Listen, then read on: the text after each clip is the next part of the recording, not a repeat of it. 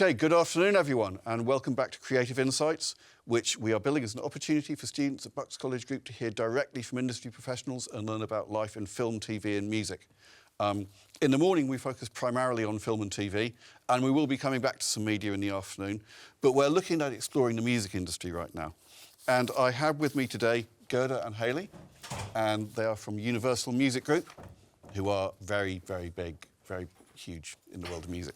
And you work as in people inclusion and culture in talent acquisition. Yes. So talent, you're a talent sourcing partner. That's and me. You're a talent operations partner. Mm-hmm. Okay, so I don't know what that means. What does that involve? So we manage all of the recruitment from point of advertising roles all the way through to offering people jobs. So that could be from entry level, we look after work experience, we look after internships, anything and anyone coming into Universal Music, that's what we're looking after. Okay. And is that the sort of same, what's the difference between acquisition and sourcing? Or is it the basic? Sourcing basically is the process of finding the candidate. So there's lots of different tools and ways to attract candidates, and it could be through direct application. So when you apply directly, that is direct application. But sourcing is more building the pipelines to find the best talent available. So we use different platforms on the internet, including LinkedIn is a big platform online that we can attract talent. So sourcing is kind of building that strong pipeline to find the best talent, and attracting, I guess, is us attracting. Okay, so I'm going to kind of start walking through this because I think this is of interest to our students, especially the students who might be leaving quite soon. So suppose I wanted to work for Universal. I've decided I'm a music student, I may be a performer, I may be a production student, but I think working for a label would be pretty cool. Yeah. And I think, okay, I'm looking through Universal is obviously the biggest and best label, obviously. And I would like to kind of find a way to jump on board. What ways might I have to do that?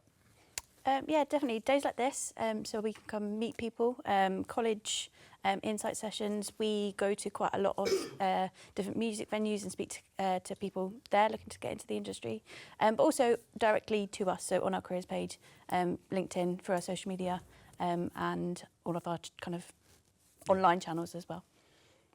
I think it's worth mentioning that making an application, you've got to spend time on it, because we are a very big label and the music industry is very competitive. So when you are applying, you have to make sure that you're putting all the details in your application and kind of pointing out the experience that is relevant for you. So whether you had time to volunteer before, if you had any work experience in the music industry, whether that's in production, or if you have marketing experience, because we have roles not just making music, but we have central teams that will do marketing, they'll do advertising and creative and all that jazz. If you have relevant experience, it's important that you tailor your CV or your application to the role that you're applying for, and you're identifying the skills that you can bring into the role that is required for the role. So using the right keywords, putting that on your CV, showcasing the real experience that you have and you can bring in the role. Obviously depends on what you're applying for, but it's very important to make sure that your application is directed to this role, not just a generic CV, because as you can tell, obviously music is very competitive industry, so you've got to stand out. And were your kind of personal journeys into it a bit like Exactly. that? You came in through this same kind of route. Maybe Hayley, talk me through how you got into UMG. Yeah, so my background's mostly been in recruitment and HR. I've worked in various media companies. So I've worked in advertising, media, publishing, and events as well. So those kind of creative industries are very similar to kind of industries that we are in as Universal, so within music and media as well. So that was kind of my entry into it on that side of things. So it's a little bit of a different way to get into music, but still with that kind of creative background as well. That kind of creative industries background is so even if your starter job is not necessarily in music or for a music label, having that creative industries background gets you sort of used to the things that you do. Is that similar for you? I think my situation was slightly different. I actually never really thought I'd work in music. I never really thought of working in music as my career path, but I was a musician from very early age, and my experience was also in recruitment, and the opportunity sort of landed in front of me and I had to grab it. But again, I bring the skill set rather than the knowledge of music, because I guess where I am, I don't necessarily need to speak to artists or anything else. I don't need to have that knowledge. Obviously, I need to know what the company does, but my role is to speak about certain roles in the business. But again, passion is very important. Yeah. So I'm going to ask you to expand a little bit on this, because I've got a bunch of music students in the room, and they, I'm guessing, may not know most of the roles that are available in a label, and especially in a big label. So I think everybody knows that, you know, or a lot of people in the audience know what being a musician's like, and some of them might know what being a producer is like, and they have probably heard of these roles, and they might have done projects which are these roles about A&R. They might have heard of A&R. They might have heard of management, but not be entirely clear about what talent management does. So maybe you could kind of go through some of the roles that might be available for an excitable student who's just left college. I mean, I think the possibilities are endless. So it can be anything from starting in our really central roles, from IT, finance, our HR teams, even looking after the buildings and the facilities of that side of things. And then you kind of get your marketing roles. There's some roles within sales, in events. Yeah, there's a whole host of different things that you might not think that you'd kind of put within a music organisation, but all of these roles help the company kind of do what we do, and I'm supporting the artists by bringing in the talent to help those artists. So there's a big chain kind of along the way as well to kind of get in the business.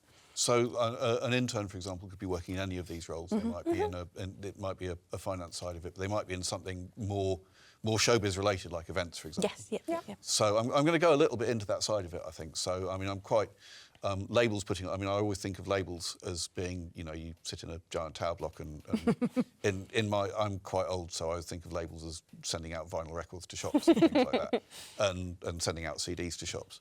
But actually, putting on events is a thing. How does that work for you? How does that work? What do you need from, say, an events person? So again, ideally a passion for events, someone super organised, working in project management.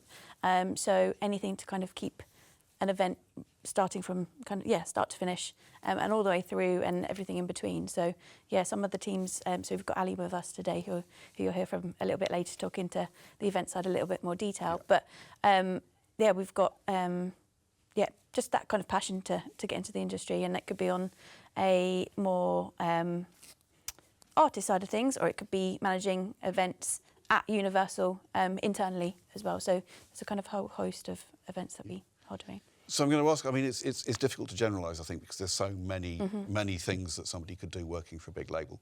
But maybe talk me through, if you could talk me through sort of a working day. I get up in the morning. I'm a talent acquisition partner. I'm a talent sourcing partner. I mean, I get up in the morning and go, I'm going to acquire some talent. I imagine it doesn't work quite like that. So what's it like, really? What's it like working in your roles? Yeah. I can go. Well, day in the life typically varies.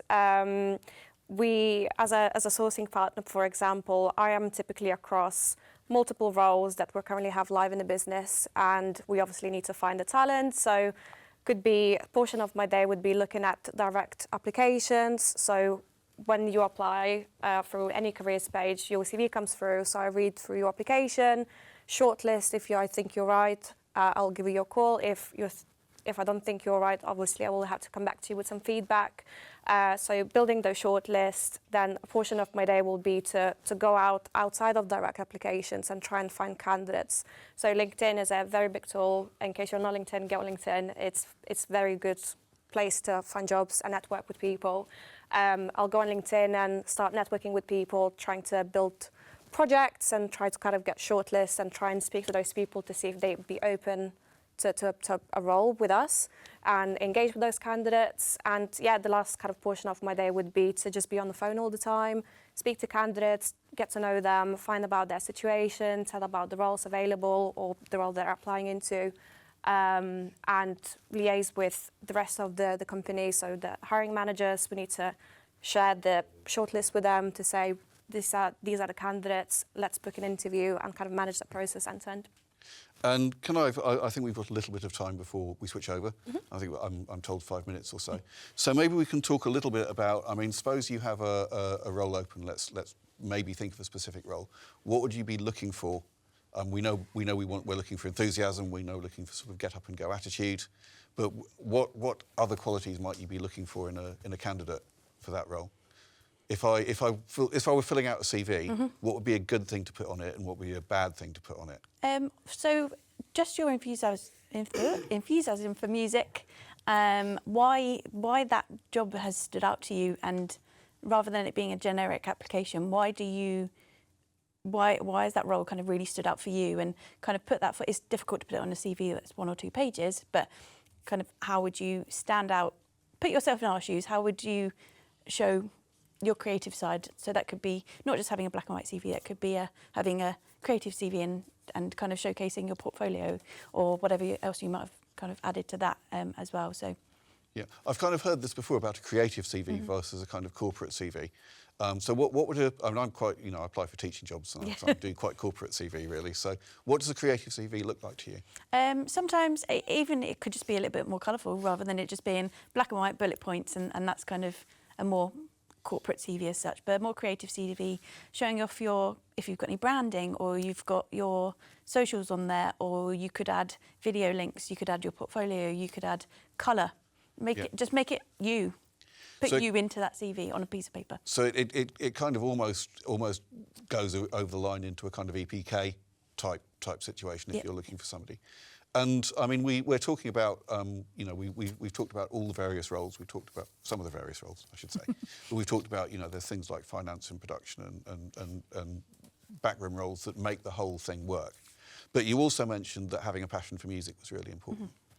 So, I mean, maybe talk a little bit about that, because I assume that everybody who works for a record label likes music, unless maybe they've been there for a very long time.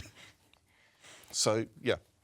I think demonstrating that on your CV, you obviously, when you speak to people, from my experience speaking to candidates, and when I ask them, why are you interested in applying into Universal Music Group, typically the first kind of answer you get, or the most common answer you'd get, I'm just really a big fan of music. Tell me a little bit more, what does that mean to you? What have you done to kind of get into it?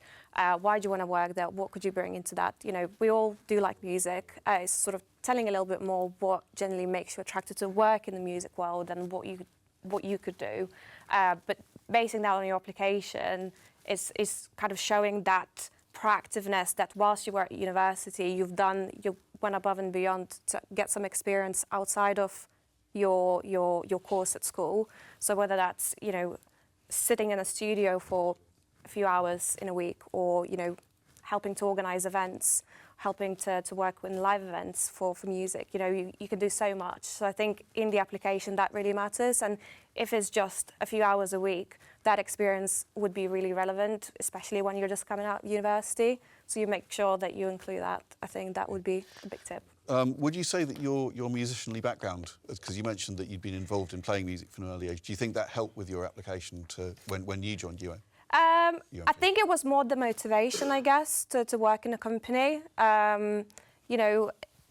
Me singing at school, definitely helps me to think I would love to work in the music industry. That not necessarily make my application stand out, but it's worth sharing that when you are interviewing. Yep. That kind of shows that you're always been in music, you're always interested, and that kind of shows you that you're coming from that background and kind of know.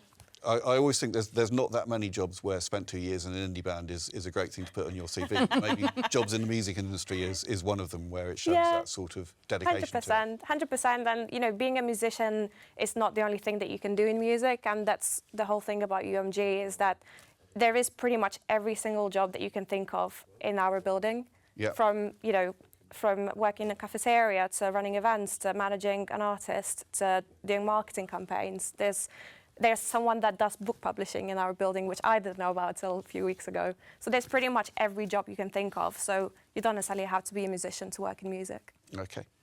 So, thank you very much indeed. I think we're coming to the end of this phase of the interview. So I'm going to wrap up. I'm going to thank you very much, Gerda. Thank you very much, Hayley. We're going to have a little bit of 5 minutes, and we're going to have some more guests from Universal Music Group to maybe talk about some of their roles and some of those roles that maybe we haven't touched on here in a little bit more detail. And now over to A3.